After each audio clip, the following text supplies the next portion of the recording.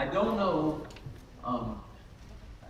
from your perspective in the pew, I don't know how you take it when we take a book like the book of Mark and we start in chapter 1, and every Sunday you know where we're going to be next, because we're just going to be in the next chapter, in the next verses, and I don't know what that's like for you sitting in the pews. I'm going to tell you, from a preacher's perspective, on one side, it really makes things a little bit, it expedites things. I don't have to begin Monday morning asking, what are we preaching next Sunday? I know where we're going to go. On the other hand, it really raises the bar, because since I know where we're going, there's no excuse for not digging as much as possible and coming to understand. And then it raises it here. What if we get to a text that I really don't want to preach? Somebody said skip it. No. I mean, it's challenging. It's the next part, and it may be something that I think I would rather not do that, but it's there, and that's not the occasion this morning. But please understand, it's there. And our goal is just to chapter by chapter, verse by verse, understand what the Word of God says. It's not what we say the Word of God means that really matters. It's what the Word of God says that really matters. Not what we make of it, but it's what it says itself. So look with me, if you will, Mark chapter 7. While you're turning there, let me share with you that with words that we often refer to as the Great Commission, you may be familiar with those words, maybe not. They come towards the end of Jesus' ministry on earth, just prior to his ascension to heaven, when he spoke to his followers and said, "Go ye therefore." And we often refer to that as the Great Commission, as he entrusted them with the message of his gospel, and then commanded him to go to other places and to other people groups and spread that message. By the way, they did. I mean, think about it. We're here. We are a long way from the Holy Land today. There's thousands of miles. There's an Atlantic Ocean, a Mediterranean Sea. We are really distant from where Jesus looked at them and said, "Go ye therefore," and they went.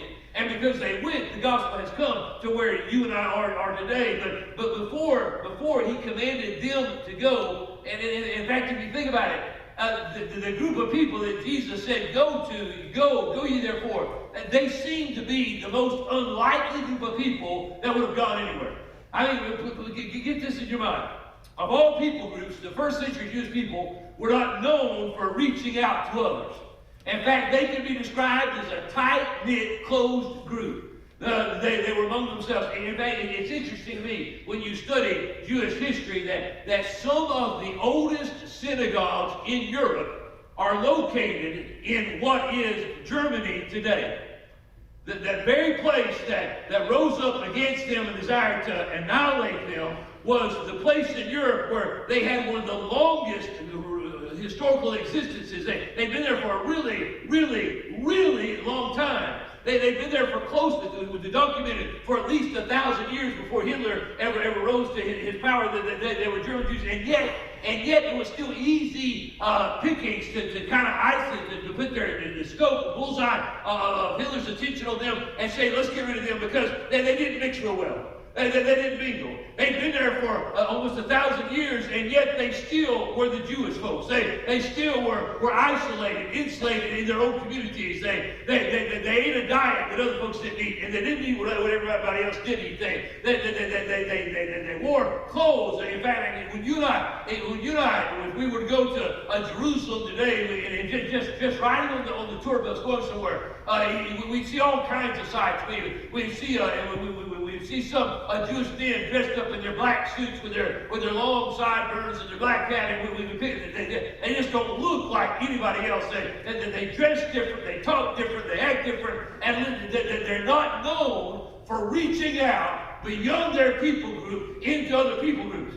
And in the first century, they certainly were known for that. And those are the guys that Jesus looked at and said, "Now I want you to go." And they might have said, "Well, what, us?" I didn't know that's not what we do real good. That's not our forte. We don't go, we stay. We don't mingle, we close the door. We don't reach out, we reach in. We're more introverted than we are extroverted, and yet he said go. He asked them to step outside their boundaries. And in fact, we might even say they weren't known as the most loving group of people in the world. And what we encounter in the New Testament is that they're very judgmental people. You do it this way or you just don't do it at all. if it's going to be of God, then it has to look just like this. There's no room for anything else. They just, we're not folks we look at and say, these are loving people that it's just easy for them to reach outside the boundaries of their personal life and reach into other people. No, that's not them. And yet Jesus said, go. What is interesting is long before we come to that account where Jesus said, go ye therefore, Jesus himself went. Before he commanded his followers to go, he went. Before he instructed them, he didn't just suggest it, it wasn't something to do or not. He commanded them, go, take this message. And before he did, he himself went beyond his people group, went beyond his community. Now look with me, Mark chapter 7. If you're there, say amen. Amen. Do not turn to Matthew. Mark chapter 7. If you're able to, stand for a moment. And look with me, beginning of verse 24. Mark chapter 7, beginning of verse 24. It's a longer text than what we normally read, but it's worth our attention. And so here's what we find. And from thence, from where he's been. He's been in the Jewish community. From thence he arose and went into the borders of Tyre and Sidon. In your mind, kind of underscore those two names. Because to us, they're just names of some place we've never been to before, and we're probably never going, but it's really significant to notice the place. And he entered into an house, and would have no man know it, but he could not be hid. For a certain woman, whose young daughter had an unclean spirit, heard of him, and came and fell at his feet. The woman was a Greek, a Syrophoenician by nation. And she besought him that he would cast forth the devil out of her daughter. I wonder how many mothers have thought that. I'm sorry. But Jesus said unto her, let not the children, let the children first be filled. For it is not meet to take the children's bread and cast it unto the dogs. And she answered and said unto him, yes, Lord. Yet the dogs under the table eat of the children's crumbs. And he said unto her, for this thy saying, go thy way. The devil is gone out of thy daughter. And when she was come to her house, she found the devil gone out, and her daughter laid upon the bed. And again, departing from the coast of Tyre and Sidon, he came into the Sea of Galilee through the midst of the coast of Decapolis. Once again, Decapolis, one of those places that you may have read off, the word may come off your lips, but you probably think, I've never been there. I don't know what it looks like. I know what it's like. So underscore that in your mind as well. And they bring unto him one that was deaf and had an impediment in his speech. And they beseech him to put his hand upon him. And he took him aside from the multitude, put his fingers into his ears, and he spit and touched his tongue. And looking up to heaven, he sighed and saith unto him, Ephphatha, that is, be open. And straightway his ears were open, and the string of his tongue was loosed, and he spake plain, and he charged them that they should tell no man, but the more he charged them, so much the more, a great deal they published it, and were beyond measure astonished, saying, he hath done all things well. He maketh both the deaf to hear and the dumb to speak. And in that extended account, much longer than what we normally read, we find Jesus really stepping outside the boundaries of what was comfortable for a Jewish person. In fact, we can say in some ways he colored outside the lines of the cultural norm of his society. He did what was not expected of him, and what other good Jews wouldn't have done. He goes to places that the Jewish community tended not to go to, and he spoke to people that they tended not to speak to, and he even reached out and touched folks that good Jews probably wouldn't have touched in the first century. Because understand this, Jesus is in a Jewish body, but he is God of heaven and earth. He is humanity that grows up in a Jewish home, and yet at the same time, he's the creator of all humanity. He is a man who has come to die on the cross for the sins, not just of the Jewish people, but for all folks. He loves all people of all countries, of all languages, of all cultures, of all colors. He comes outside the lines of all of our social norms, because there is no one he is not willing to express his love to. Before he told us to go, he went. And he doesn't ask us to do anything that he has not already done himself. Would you bow your head with me? Father God, we thank you. We thank you that in your word you shared with us plain scripture. sometimes challenge is what we think. Lord, when you challenge us, let us not push you aside. Let us not resist the work of your Spirit in our life. Let us just acknowledge that when you challenge us, you're asking us to think differently than we've thought. Perhaps to be different than we've been. To love different than we've loved.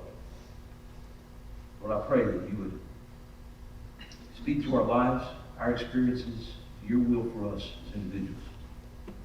That you would deal with us, Lord, in a way that's plain what you would have us to do, the decisions you'd have us to make. And before we leave this place this morning, we would surrender ourselves to you and your lordship. To go where you send us. To do what you ask of us. Thank you for being the example you are. We pray these things in the name of Jesus. Amen. Please be seated. Lord Jesus commanded us to go. He went, because that's really what we find him doing in this text here. There are 3 steps along this short staircase, and I want you to walk with me this morning as we go through this text. And the first one goes something like this. Jesus exposes his commitment by going. Let me just back up a minute. When I read this text, I don't know how it affects you. But when I read this text, and the first thing that jumps off the pages is this encounter between Jesus and a woman whose name I don't know. She's just a mother.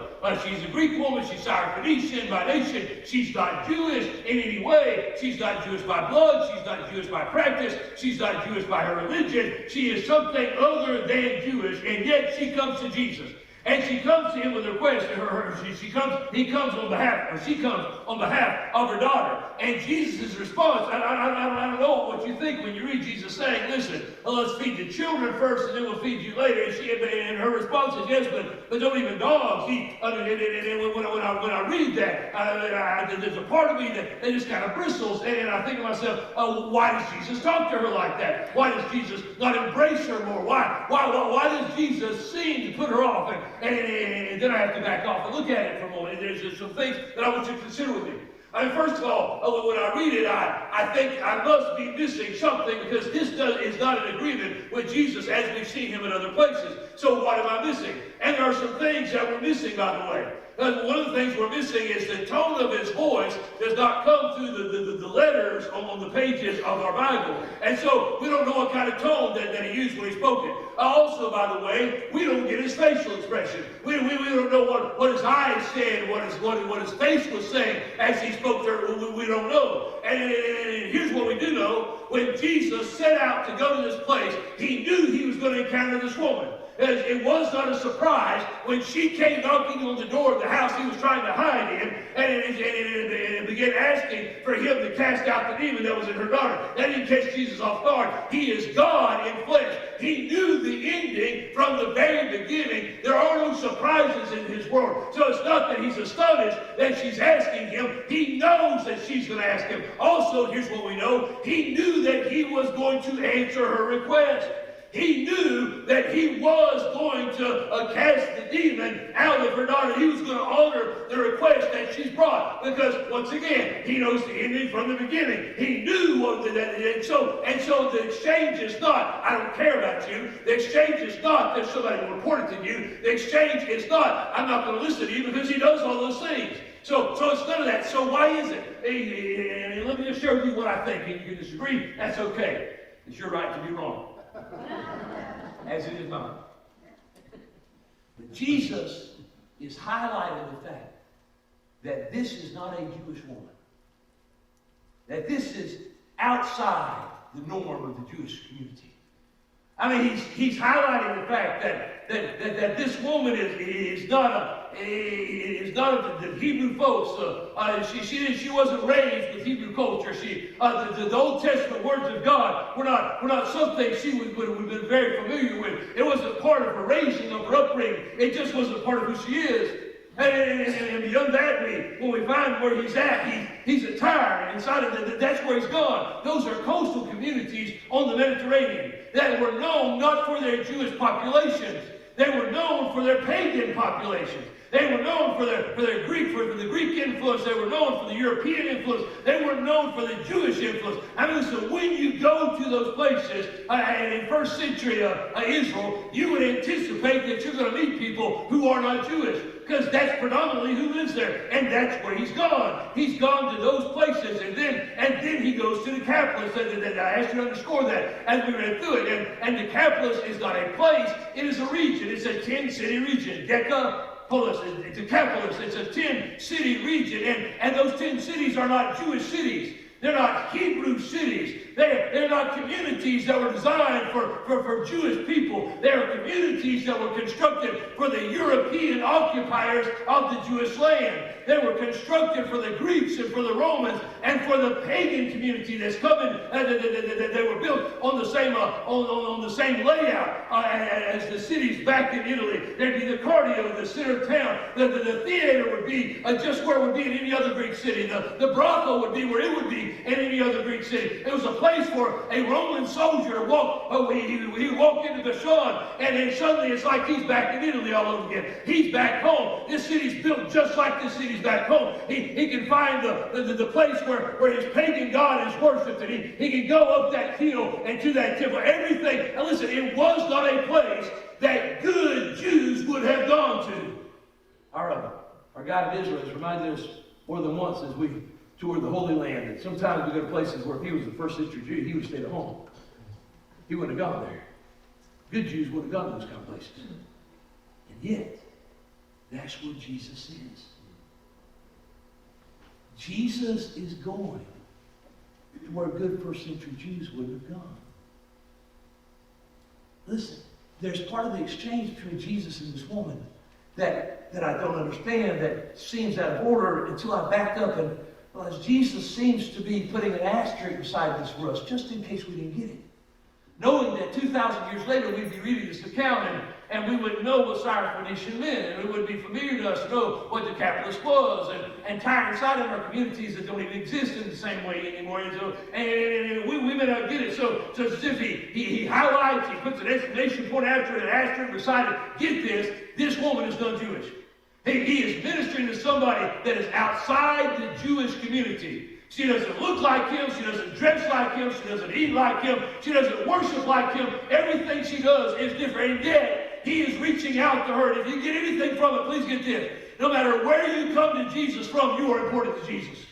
I mean, listen, you may say, but I didn't grow up in a religious home. You're still important to Jesus. You may say, the culture that raised me was not a culture that honored God, and just as much as Jesus felt the value and the significance of this woman, he sees value and significance in you. You may say, but you don't know where I'm coming from when I come to church. You don't know the dirt that's on my hands. You don't know the sin that's in my life. You don't know the things that I'm guilty of. And you're right, I don't, nor do I want to, but Jesus does, and he still loves us. Amen. Jesus expressed his commitment by going where others wouldn't have gone, reaching out to those others wouldn't have reached out to, and yet it goes beyond that. He also expresses his compassion. He exposes his commitment by going. The second step is he expresses his compassion by touching.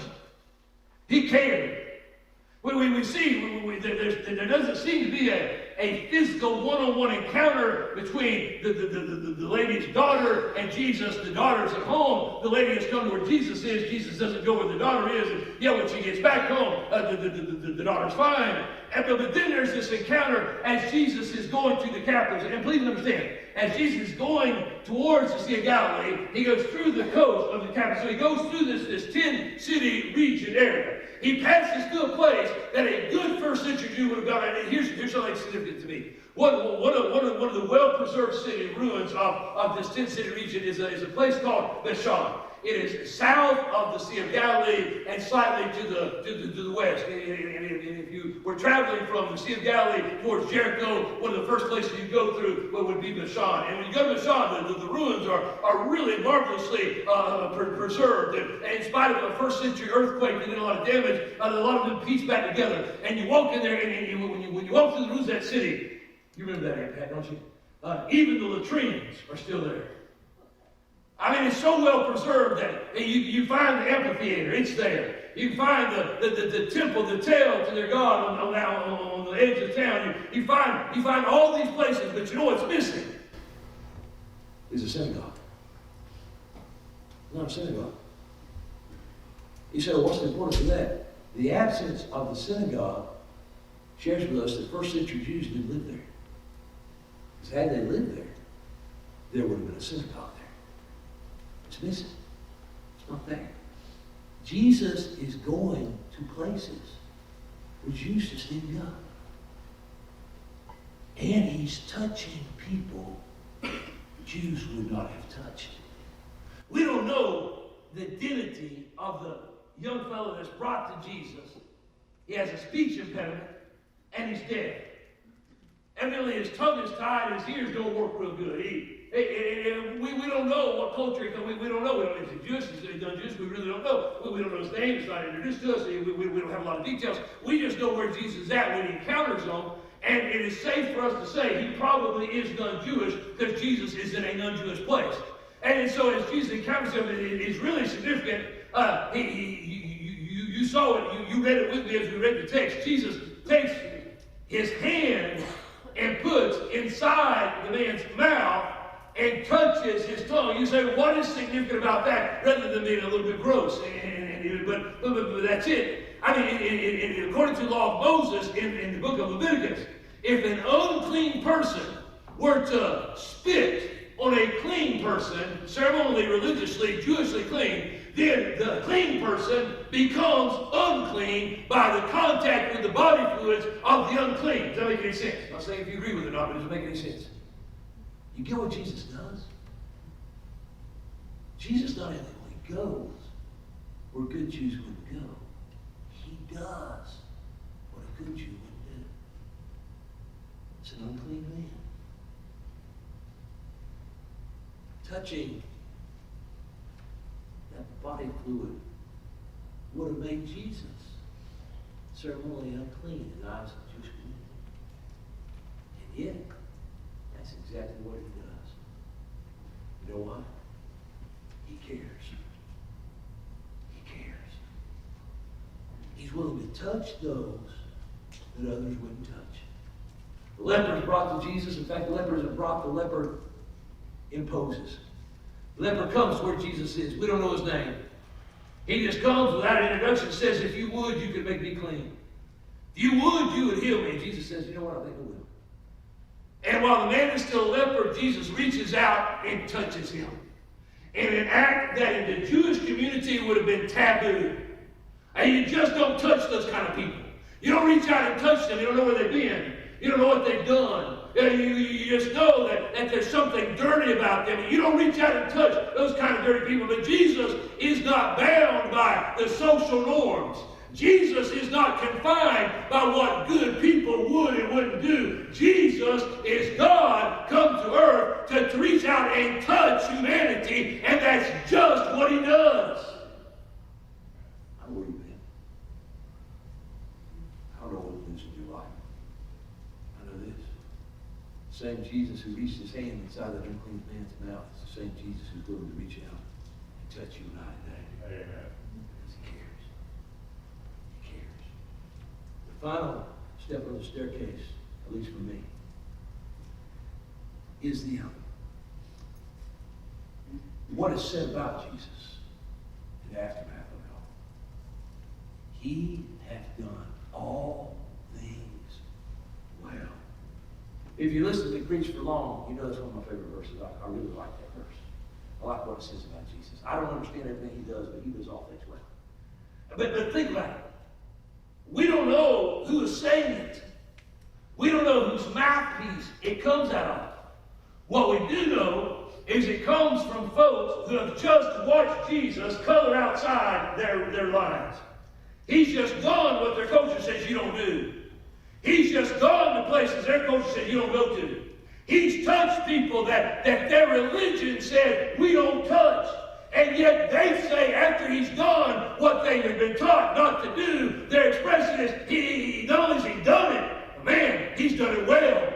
God, it's good that he's done it. He's done what others, what our religious leaders wouldn't do, he's done. What our high priest would say, oh, never would I go to those places. He's gone. What the religious speakers would have never reached out and touched the people Jesus touched, but he touched them. And they said, and not only has he come outside our lives, he did what we wouldn't do. He broke our cultural laws. He's outside our social norm. And it's good to have a God that is not confined by folks like you and I.